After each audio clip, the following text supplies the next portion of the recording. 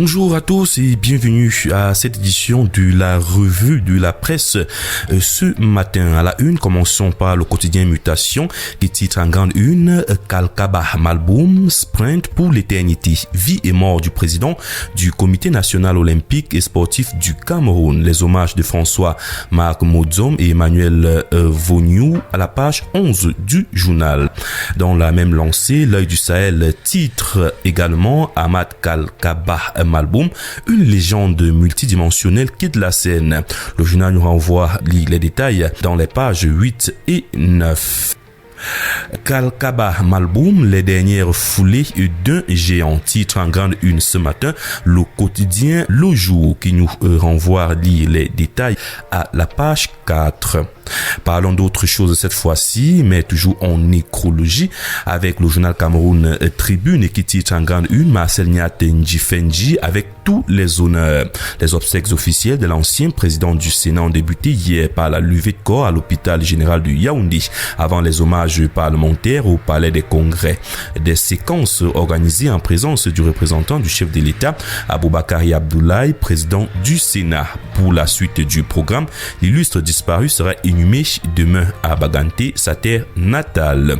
Les détails sont à retrouver dans les pages 4 et 5 du quotidien Cameroun Tribune. Le quotidien Vers Émergence s'intéresse à l'exploitation minière artisanale de l'or ce matin, titre en grande une, près de 200 sociétés illégales identifiées dans l'Est et la Damawa. Les détails sont à retrouver à la page 5 du journal. Le drapeau, quant à lui, s'intéresse au nouveau siège de la FECAFOOT et titre en grande une, FECAFOOT, un siège ultra moderne. En présence du gouvernement et du corps diplomatique, le nouveau siège de la FECAFOOT a été dévoilé ce mercredi à Yaoundé. Entre prouesses techniques et standards internationaux, cet édifice de 5 niveaux offre désormais un cadre d'élite aux acteurs de football. Une grande messe républicaine qui ancre l'administration du sport roi dans la modernité pour porter les ambitions nationales vers de nouveaux sommets. Les détails sont à retrouver à la page 11. Dans la même lancée ce matin, le quotidien Réalité Plus titre La jalousie n'est pas bien, il faut féliciter Samuel Eto'o-Fils. Bravo. Avec des icônes mondiales du football tels que Roger Mila, Samuel Eto'o-Fils et bien d'autres, le Cameroun méritait un siège de la FECAFOOT comme celui que le PM Joseph Diongouté a inauguré ce 13 mai 2026 à Yaoundé. Grâce à la pugnacité et l'efficacité d'un homme, le président de la FECAFOOT Samuel Eto'o-Fils, un immeuble fréquentable où il fera désormais bon vivre avec des infrastructures ultra modernes. Chapeau Samuel Eto'o-Fils qui a osé. Les détails sont à retrouver dans les pages 2 et 3. Continuons avec le journal L'Info à chaud qui s'intéresse toujours au président de la FECAFOOT Samuel Eto'o-Fils et se questionne par fanatisme. Des policiers bloquent le véhicule d'Eto'o-Fils vers Idéa. Le journal nous renvoie les détails à la page 7. Le journal s'intéresse également au secrétariat zone africaine de libre-échange à Accra au Ghana et titre Alex Siwe désormais responsable de la communication. Les détails sont à retrouver cette fois-ci à la page 11 du journal. Prenons cette fois-ci la voix des jeunes, le Tri-Hebdo, qui s'intéresse ce matin à Fidèle Amadou et titre désormais docteur. Après plus de 3 années de recherche, de rigueur scientifique et de persévérance, docteur Fidèle Amadou a brillamment soutenu sa thèse de doctorat le 8 mai 2026 à l'université du Maroua.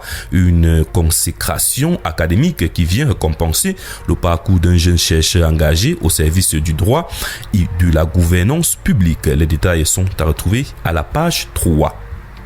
La voix du consommateur ce matin s'intéresse aux fériés et aux banques fermées et titre en grande une la clientèle fortement pénalisée. La FOCACO dénonce la paralysie bancaire de ce 14 mai. Si Afriland et BGFI Bank ont assuré un service minimum salué, la fermeture généralisée a lourdement grévé le commerce et la trésorerie des entreprises. L'association appelle à une permanence obligatoire les jours fériés tombant en semaine pour garantir la fluidité des échanges.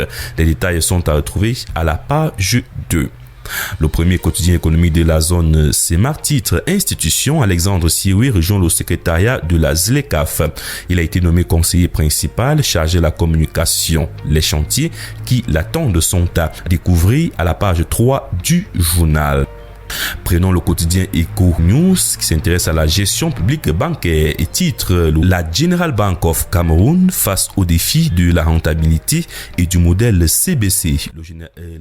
La General Bank of Cameroun pourra-t-elle éviter les écueils de la gestion publique alors que le rachat à 129 milliards de francs CFA interroge sur la pérennité du modèle? Le succès du redressement de la CBC, c'est deux boussoles. Décryptage des enjeux d'un pivot stratégique où la performance commerciale devra impérativement l'emporter sur les impératifs politiques pour assurer investisseurs et déposants. Les détails sont à retrouver dans les pages 3, 4 et 5 du journal quotidien Eco News. Prenons le quotidien économique Conjoncture ce matin qui parle de la privatisation du secteur énergétique au Cameroun et titre en grande une l'ANAC. Coupure intempestive, investissement insuffisant, fraude sur le réseau, une dette apocalyptique, des contraintes contractuelles. Le secteur énergétique au Cameroun présente encore des risques systémiques extrêmes. Un ensemble de faits non ignorés par le gouvernement et les partenaires techniques, mais qui questionnent dans un contexte où le Fonds monétaire international alerte à nouveau. Les détails sont à retrouver à la page 9 du journal. Mesdames, Messieurs, c'est la fin de cette édition de la revue de la presse. Ce matin, nous vous donnons rendez-vous dans les kiosques à journaux pour entrer en possession de votre journal. Passez un excellent week-end.